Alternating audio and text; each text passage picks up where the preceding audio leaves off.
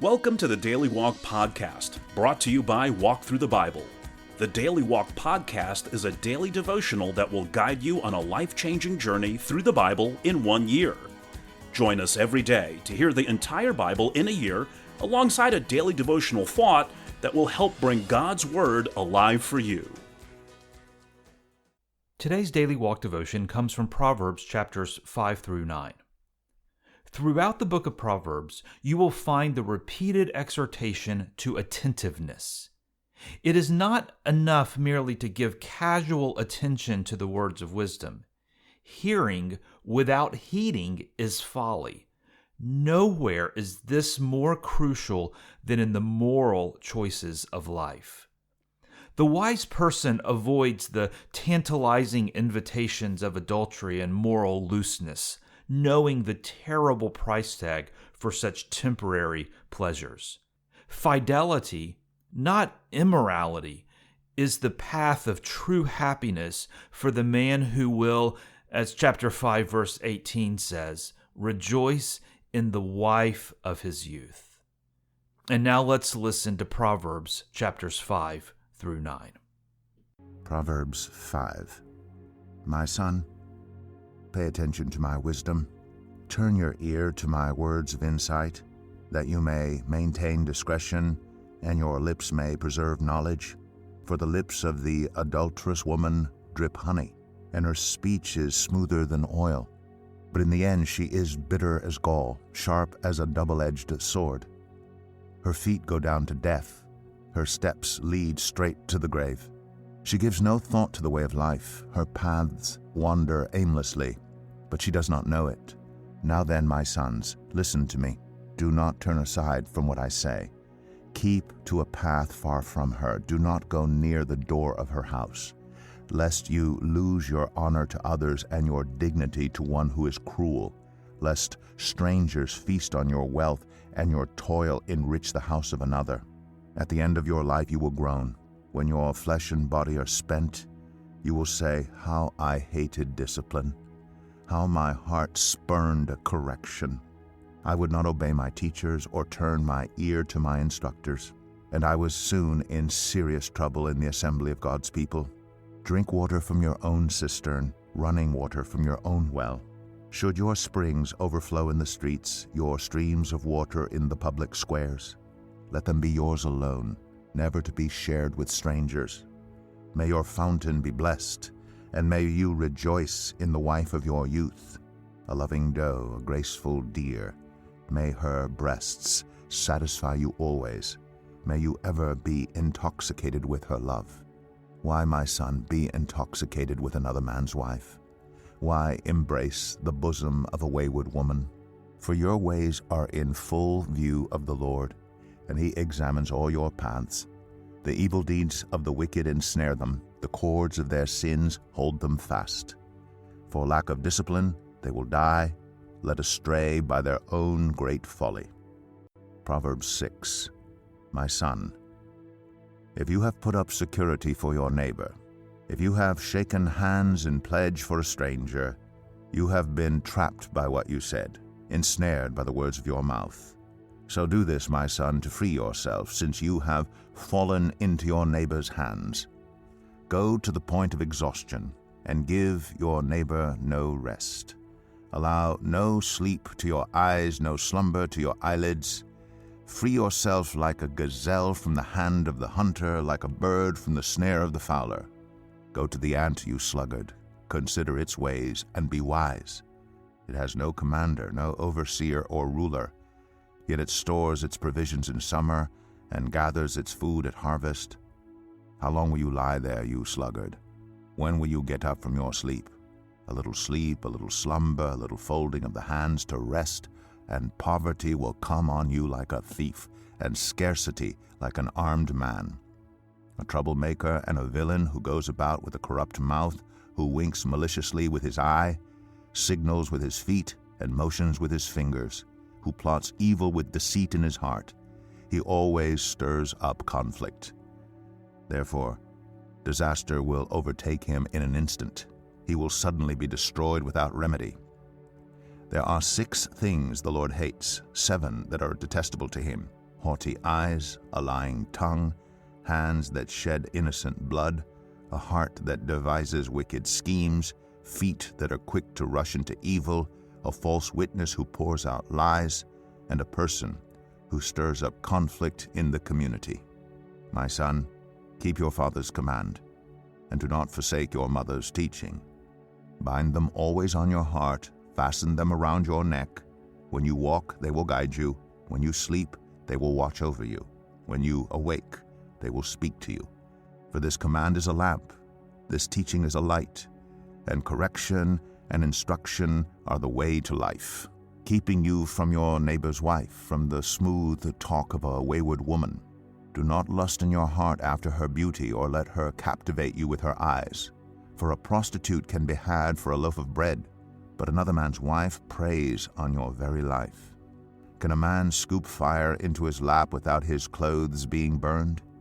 Can a man walk on hot coals without his feet being scorched? So is he who sleeps with another man's wife. No one who touches her will go unpunished. People do not despise a thief if he steals to satisfy his hunger when he is starving. Yet if he is caught, he must pay sevenfold, though it cost him all the wealth of his house. But a man who commits adultery has no sense. Whoever does so destroys himself. Blows and disgrace are his lot, and his shame will never be wiped away. For jealousy arouses a husband's fury, and he will show no mercy when he takes revenge. He will not accept any compensation. He will refuse a bribe, however great it is. Proverbs 7. My son, keep my words and store up my commands within you. Keep my commands and you will live. Guard my teachings as the apple of your eye. Bind them on your fingers, write them on the tablet of your heart. Say to wisdom, you are my sister, and to insight, you are my relative. They will keep you from the adulterous woman, from the wayward woman with her seductive words. At the window of my house I looked down through the lattice. I saw among the simple, I noticed among the young men, a youth who had no sense. He was going down the street near her corner, walking along in the direction of her house at twilight, as the day was fading, as the dark of night set in. Then out came a woman to meet him, dressed like a prostitute and with crafty intent. She is unruly and defiant. Her feet never stay at home. Now in the street, now in the squares, at every corner she lurks. She took hold of him and kissed him, and with a brazen face she said, Today I fulfilled my vows, and I have food from my fellowship offering at home. So I came out to meet you. I looked for you and have found you. I have covered my bed with colored linens from Egypt. I have perfumed my bed with myrrh, aloes, and cinnamon. Come, let's drink deeply of love till morning. Let's enjoy ourselves with love. My husband is not at home. He has gone on a long journey. He took his purse filled with money and will not be home till full moon. With persuasive words, she led him astray. She seduced him with her smooth talk. All at once he followed her like an ox going to the slaughter, like a deer stepping into a noose, till an arrow pierces his liver, like a bird darting into a snare, little knowing it will cost him his life. Now then, my sons, listen to me. Pay attention to what I say. Do not let your heart turn to her ways or stray into her paths. Many are the victims she has brought down. Her slain are a mighty throng.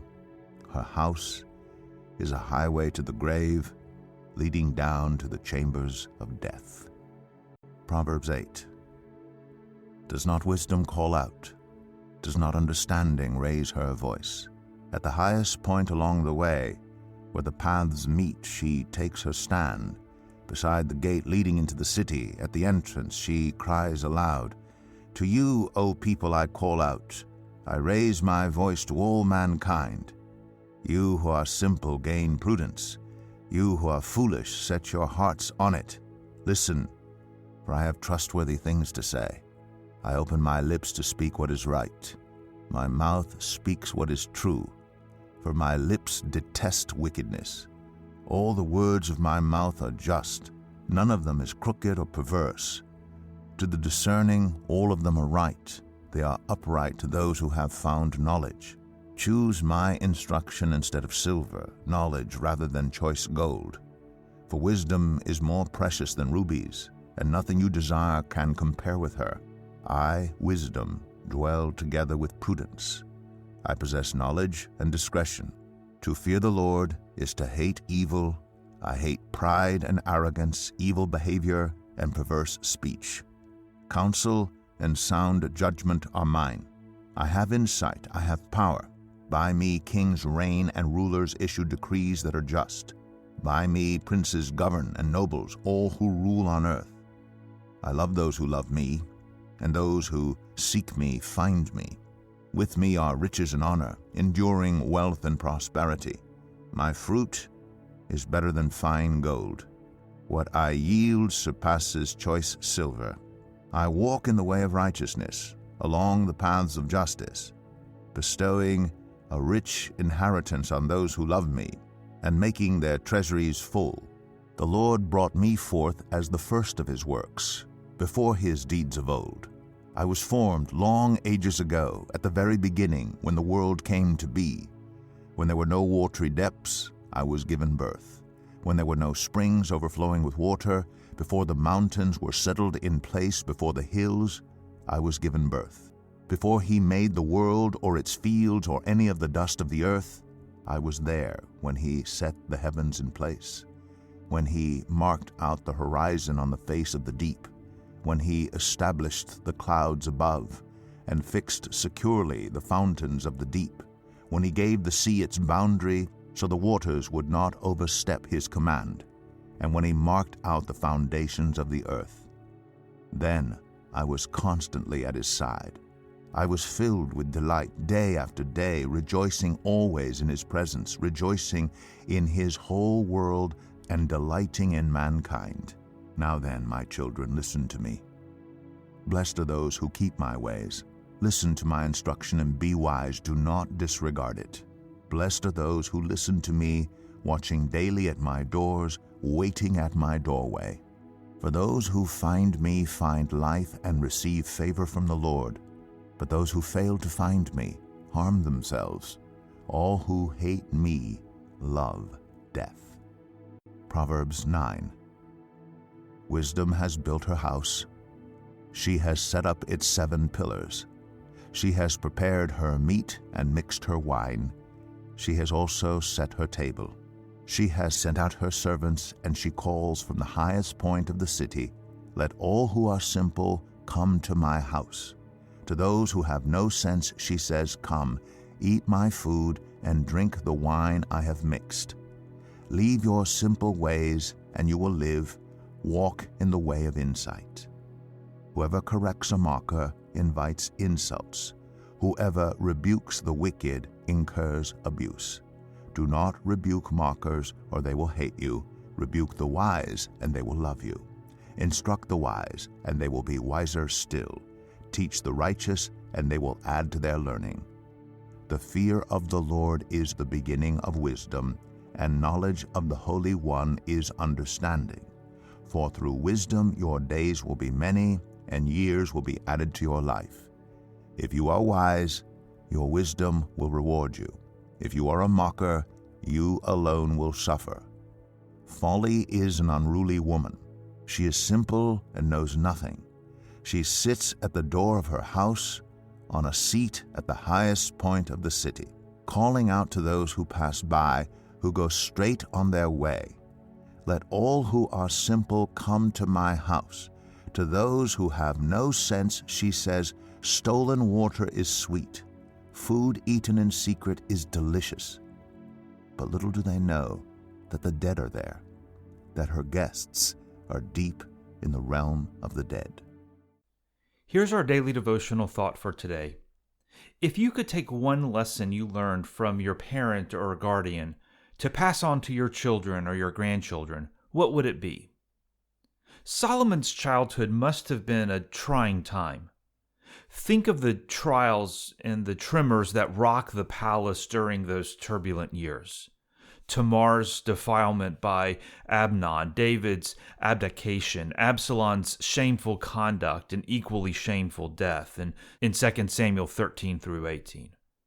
Do you suppose Solomon was pondering the sins of his parents as he wrote these words of warning to his son about sin's enticements? The path that leads to immorality is a slippery one indeed. Flattering lips, deceitful invitations, alluring pleasures, they all lead to one inescapable end: destruction. Solomon's wise advice to his son is the same advice received from his father David. To avoid the slippery path, don't watch your feet. Instead, watch your heart, for that is where sin's temptations begin. As you read Solomon's words for a son to live by in Proverbs chapters 6 and 7, talk to your spouse or a trusted Christian friend to discuss how Solomon's counsel can guide your conduct around members of the opposite sex. Thank you for joining us today for the Daily Walk podcast from Walk Thru the Bible. Be with us tomorrow as we continue our life-changing journey through the Bible in a year. Love this episode of the Daily Walk podcast? We'd love for you to rate and give us a review on iTunes or Google Play. Make sure you subscribe so you won't miss an episode as we walk through God's Word together. For more resources to help you live God's Word, visit walkthru.org. That's WALKTHRU.org. Walk through the Bible. Take a walk, change the world.